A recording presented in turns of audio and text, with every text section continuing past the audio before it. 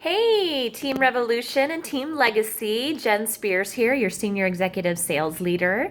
And tonight I want to chat with you a little bit about overcoming objections to bookings. So I have come up with 4 of the major objections that you're going to hear when you might ask somebody about booking a party. And I just want to talk through some of the ways that we can help people work through those objections. What we're doing is not convincing people to have a party. What we're doing is helping them work through some of the fears, because truly a lot of their no stems from fears that they have. So the first objection that I hear all the time is my house is too small. And this one, you can solve it in a couple of different ways. Number one, you can say, do you have a friend that you would want to co-host the party with who would be willing to host the party at her house?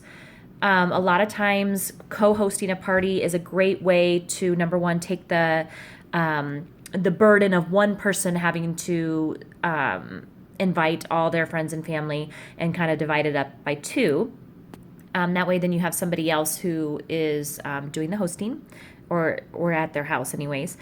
And then the other option is you could say you're willing to do a party off site, not at their house. So you could do it at a coffee shop or at a restaurant, or anywhere in your community where there might be a room that has a sink. I've done a party at a YMCA community room. Actually, I've done 2 parties at 2 different YMCA community rooms, and those have worked out just fine. So you don't have to do it at somebody's house.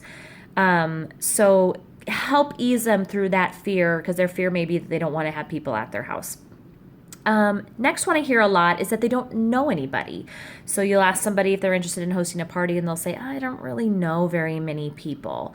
This one is very easy to talk people through. Number one, you can let them know that it doesn't actually require a lot of people to be in attendance in order to have a successful party. I've had extremely successful parties with 2 or 3 people there. So they don't need to have, 10 to 15 friends in order to have a successful party. The other thing is that you can walk them through a Frankie list. And so tell them that you have a list that's going to help them think about, friends and relatives and people outside of their everyday circle that they may think of inviting. And what you'll notice is that once you start brainstorming with people, they'll start going, oh, well, yeah, I guess so-and-so really likes being organic. And, oh, my brother's, girlfriend is really...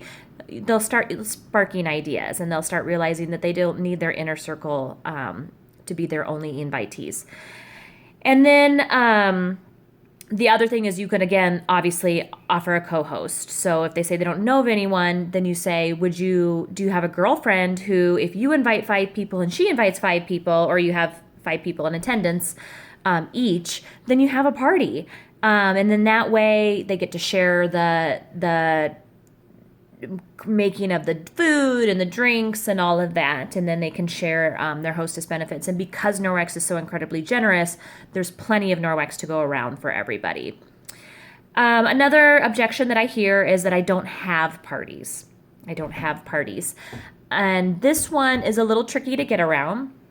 But what I do is I typically will say, oh, some of my very best hostesses are people who don't have parties. And I'll kind of laugh it off, and I'll say, I've had so many people who have not hosted a party in 20 or 25 years, and they are so glad they did Norwex because it's so easy, it sells itself, and they literally did not have to spend a dime. And you're going to know whether that person is interested or not by their reaction to that. Sometimes they truly just do not want to have a party. Sometimes they just need permission to have a direct sales party. And then one that you'll probably hear the most is, oh, I'm so busy right now.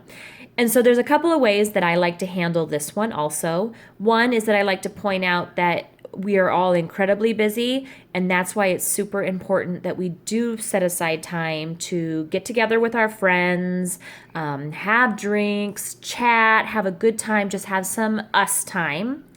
And then in the meantime, I get to spoil their friends and them with lots of Norwex prizes and free stuff. And the other thing that I like to say is that what we can do is let's put a date on the calendar either in the future when they think they're going to be less busy, or we can talk about a Facebook party at that time. And then that's when I will talk about how easy and quick a Facebook party is for them. So if you have any other objections that you hear, please put them in the comments down below and we will definitely address them.